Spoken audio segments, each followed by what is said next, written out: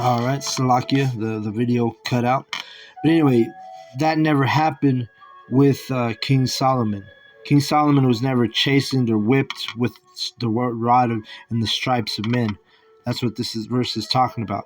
That he's going to be whipped, chastened, you know, with the stripes of men, of the sons of men.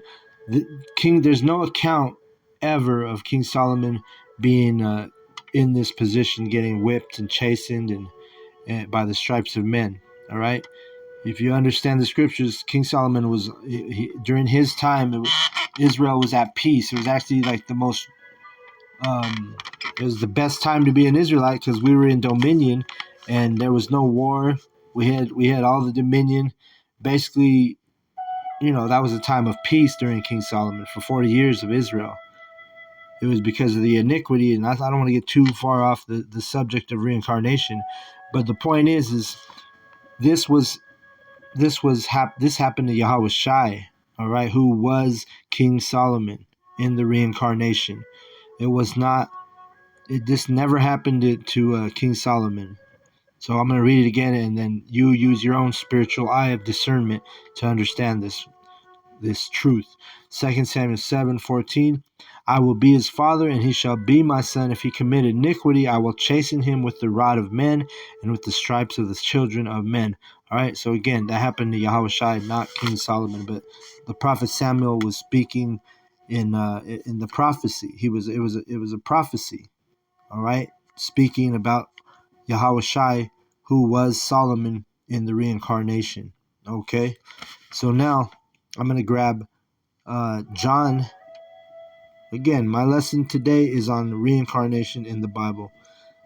This is John 10:10. It says, oh wait, this ain't it.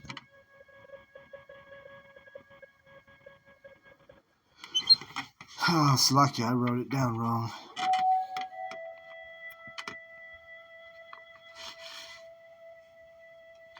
Oh, you know what it is? Salakia.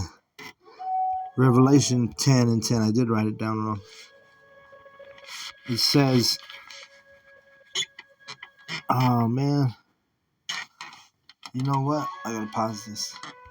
Alright, now I was in the right spot. I wrote it down wrong. I wrote it as John 10:10, but it was actually Revelation 10:10 is the scripture I pulled out to support the lesson, reincarnation in the Bible.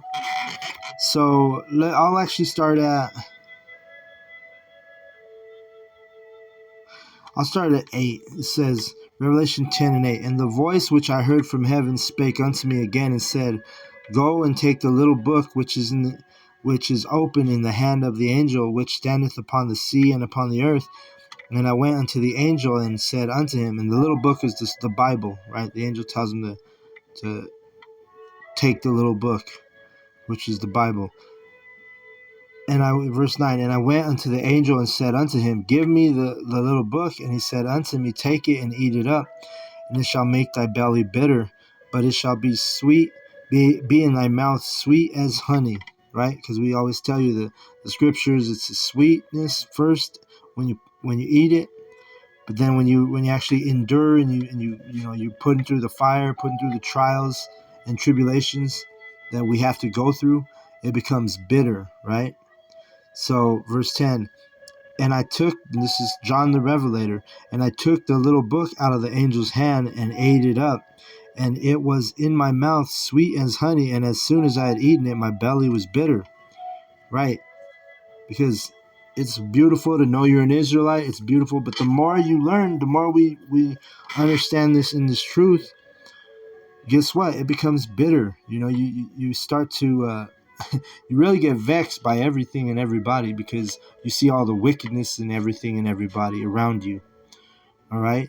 We're in the midst of all the abominations around us, and if you're a wise spirit, if you have the spirit of a prophet, especially, you're going to get vexed. You're literally, that's why it says, blessed is he that are waiting on Yahweh B'Shem Yahushua. We're waiting on Yahweh Shai to crack the clouds, right? We're waiting on Yahweh Shai to get the green light from Yahweh to crack the clouds and deliver us, because you get vexed in this knowledge and this truth. And you know what? It's fitting to bring this verse out. Ecclesiastes 1:18. It says at the bottom of your screen, "For in much wisdom is much grief, and he that increaseth knowledge increaseth sorrow." All right, because the 2/3 they're walking around in a oblivion, right? They don't know, they don't see the wickedness, they don't understand these abominations. They don't understand why the world is so fucked up, because they're the walking dead. They're in darkness. But the Lord's servants, the spirits of the prophets and the elect who listens to his prophets, that you become vexed, you become bothered. This world is not our, it's not our rest, as it tells you in what is it, Micah 2:10. You understand this place ain't our rest, right? The 2/3, what do they got to look forward to on the weekend? Um, go get some drink and some, you know what I mean? Get something to release your mind for 2 days on the weekend and go back to slavery on Monday. And this is all they got to look forward to, is the 2 days off. And every now and then you get lucky, you get a 3-day weekend or whatever, the majority of the people I'm speaking of. But when you get in this truth and you really start to understand everything, you become, like it says here, "For in much wisdom is much grief, and he that increaseth knowledge increaseth sorrow." That's why it says that we sigh and cry on the streets. Because when we're out there teaching, we're actually sighing and crying, praying. And the word pray means to beg. We're begging for Yahweh Shai to return, to deliver us from this wicked ass place. We want righteousness. We want our new bodies. We want justice. We want eternal happiness. Which is promised through the scriptures for the elect, right? And I should say for the Israelites, because even the 2/3 are going to get eternal happiness. That's how much mercy Yahweh Bashem Yahushai has on these 2/3, who are also, even in the kingdom, there's going to be reincarnation, regeneration. Because the ones that get taken up in the chariots, the ones that are saved of Israel, guess what? We are going to reincarnate our nation. Our nation are going to come back. The 2/3 are going to come back through our seed in the kingdom. Right? That's why the prophets and the elect men, you're gonna have many wives, man. You're gonna have thousands upon thousands of women. Why? Because you got to bring back the nation. All right. Tells that in what Isaiah. Let's get that real quick. Because through the reincarnation with the heavenly body reincarnation, and that body won't be reincarnated because that body is eternal, right?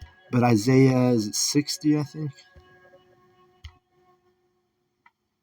Yep, that's the spirit. Isaiah 60:22. It says Isaiah 60:22. A little one shall become 1,000, and a small one a strong nation. I, Yahweh, will hasten it in his time. So you're gonna have a bunch of kids, man. If you're one of the elect, if you're one of the prophets, you're gonna have even more kids, right? But it says here a little one, meaning a little one is somebody who believes in this truth, and really the prophets. And a small one, which those are the prophets. You have so many children. You're gonna have a freaking nation. You see, and the Lord Yahweh is gonna hasten that in its time. All right. So let's get back to Revelation, because I didn't make the full point. Revelation 10:10. So, and I took the little book out of the angel's hand and ate it up, and it was in my mouth sweet as honey. And as soon as I had eaten it, my belly was bitter. And he said unto me, Thou must prophesy again before many peoples and nations and tongues and kings. So he told John the Revelator, in the last days, guess what? You got to prophesy again before peoples and nations and kings and tongues, right? Because why? Because reincarnation is in the Bible. John the Revelator was told he would prophesy again before nations, all right? Because he was regenerated, reincarnated. Okay, let me go back to John 9, and I'm almost done with this lesson, but we're going in on reincarnation for this lesson. All right, John 9.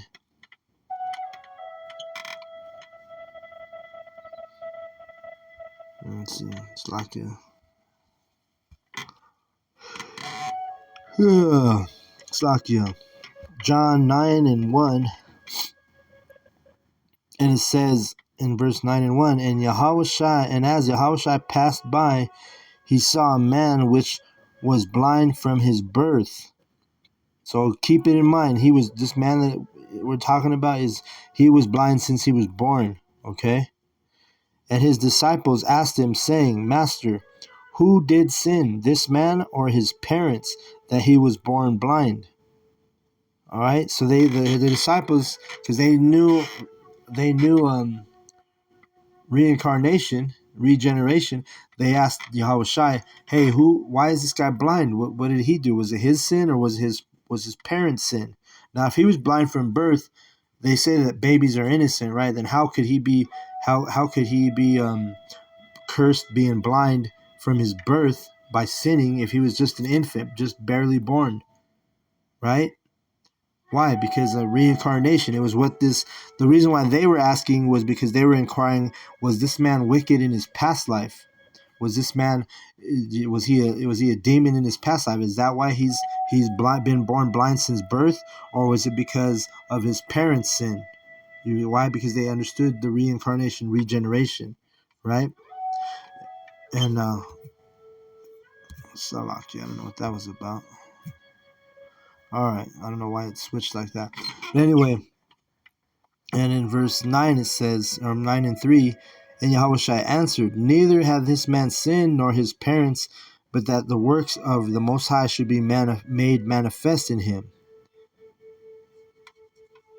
So basically, Yahushua was saying, look, it wasn't neither his sin or his parents' sin. It was just for your edification, for you to be able to learn. All right. So Yahushua, he actually, it was just because the disciples were like, hey, why is this guy blind from birth? Did he sin? Why? Because they understood reincarnation. They was asking, was he wicked? Is that why the Lord brought him back blind? And Yahushua, when he goes on to read this, he cured the guy's eyes where he was able to see, right? He gave him his sight back. But it was for a miracle to be done in front of the disciples. That's how he answered them. He said, look, it wasn't because of this man's sin or his parents, but mainly so I could show you this miracle. That was the purpose. All right. But this John chapter 9, it has an element of edification on reincarnation. So that's why I wanted to bring that out. All right. And then the last reincarnation verse that I kind of put together here through the spirit,